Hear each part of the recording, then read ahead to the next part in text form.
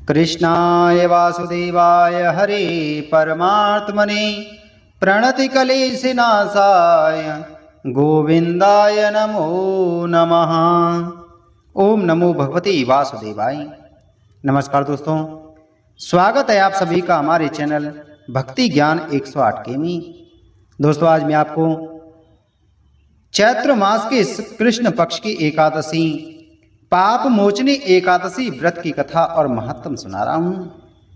कुंती पुत्र युधिष्ठिर बोले कि हे मधुसूदन, आपने अन्य एकादशियों की व्रत कथा सुनाई, अब आप मुझे चैत्र माह के कृष्ण पक्ष की एकादशी की व्रत कथा सुनाएं और उसका नाम भी बताएं।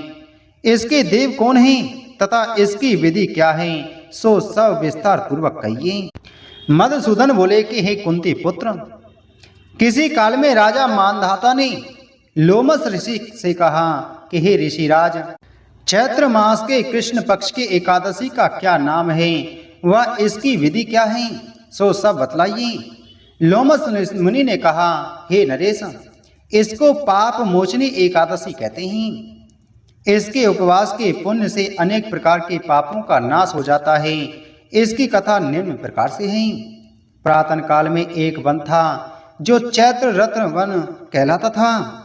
वहां पर 12 मास बसंत ऋतु रहती थी। वन में भांति भांति के फूल सदैव ही खिले रहते थे। वहां अप्सराएं वास करती थीं। गंधर्व कन्याएं वहां पर विहार किया करती थीं। स्वयं इंद्र व अन्य देव उन अप्सराओं तथा गंधर्व कन्याओं से काम क्रीड़ा किया करते थे। उस वन में एक अति सुंदर मेधावी नाम के ऋषि भी तपस्या करते थे। वे शिव भक्त थे।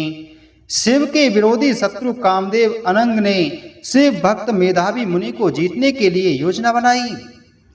एक दिन मंजू घोषा नाम की एक अप्सरा मेधावी मुनि की देह सुंदरता पर मोहित हो उनके करीब आकर ऋषि को आकर्षित करने के लिए सितार बजाकर मधुर स्वर में गाने लगी। कामदेव ने उस अप्सरा के माध्यम से शिव भक्त मेधावी ऋषि को जीतना चाहा। उसने उस सुंदर अप्सरा की भ्रकुटी का धनुष बनाकर उसके कटाक्षों की डोरी बना और स्वयं अप्सरा को सेनापति बना। कामदेव ने मेधावी मुनि पर वार किया। मेधावी मुनि भी अपनी हष्ट पुष्टता और सुंदरता के कारण स्वयं दूसरे कामदेव के समान प्रतीत होते थे। काम के अधीन हो मंजू घोषा ने मध्यम स्वर में वीणा बजाते हुए गाना शुरू किया तो मेधावी मुनि भी अप्सरा का गान सुनकर धीरे धीरे उस पर कामासक्त होने लगी। अब मंजू घोषा भी कामासक्त हो ऋषि का आलिंगन करने लगी। मेधावी ऋषि भी उसके सौंदर्य पर मोहित होकर शिव रहस्य से अनजान हो काम वशीभूत हो अप्सरा से रमण करने लगी। रमण करते हुए मेधावी ऋषि को दिन रात्रि का भी स्मरण नहीं रहा। उन्हें मंजू घोषा के साथ सहवास करते हुए बहुत समय व्यतीत हो गया। काफी समय गुजर जाने पर मंजू घोषा ने मुनि से स्वर्गलोक वापस जाने की आज्ञा मांगी। अप्सरा के वचन सुनकर मुनि बोले, हे सुंदरी, अभी कल ही तो तुम मेरे पास आई हो और आज तुम वापस जाना चाहती हो। ऐसा नहीं हो सकता, अभी तुम कल तक ठहरो। वह अप्सरा भी मुनि से भयभीत हो पुनः उनके साथ रमण करने लगी। जब इस प्रकार रमण करते हुए 57 वर्ष 6 मास और 3 दिन व्यतीत हो गए तो मेधावी मुनि को अपने पतन का कारण समझ में आया तो वे अत्यंत कुपित हो वक्र दृष्टि से मंजू घोषा को देखकर और उसे काल का विकराल रूप जानकर बोली, हे दुष्ट अप्सरा, तू मेरे तप को नष्ट करने वाली है, अतः तू अब मेरे शाप से पिशाचनी बन जा। तू महापापनी हो, दुराचारणी हो, तुम धिक्कार जाने के योग्य हो।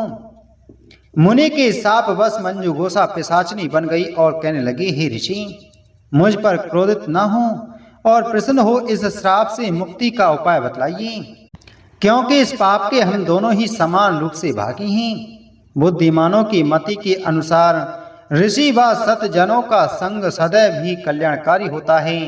ऋषि मेधावी क्रोध कुछ कम हो जाने पर शांत भाव से बोले, हे मंजू घोषा, तूने ही मुझे इस पाप कर्म के लिए प्रेरित किया है, फिर भी मैं तुम्हें मुक्ति का उपाय बतलाता हूँ। तू ध्यानस्थ होकर सुन। चैत्र माह के कृष्ण पक्ष की जो पाप मोचनी एकादशी है, यदि तू उसका नियमानुसार व्रत करेगी तो तू इस प्रेत योनि से मुक्त हो पुनः अप्सरा बन देवलोक चली जाएगी। तब मुनि ने स्वयं अपने पापों की मुक्ति के लिए अपने पिता च्यवन ऋषि के पास जाकर अपने दुष्कर्मों के बारे में बतलाया। च्यवन ऋषि ने उसे फटकारते हुए कहा, हे पुत्र, यह तूने क्या किया?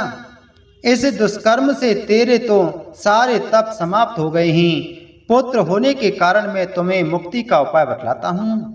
तुम भी चैत्र माह की कृष्ण पक्ष की पाप मोचनी एकादशी का विधि पूर्वक उपवास करोगे तो तुम्हारे सारे पापों का नाश हो जाएगा।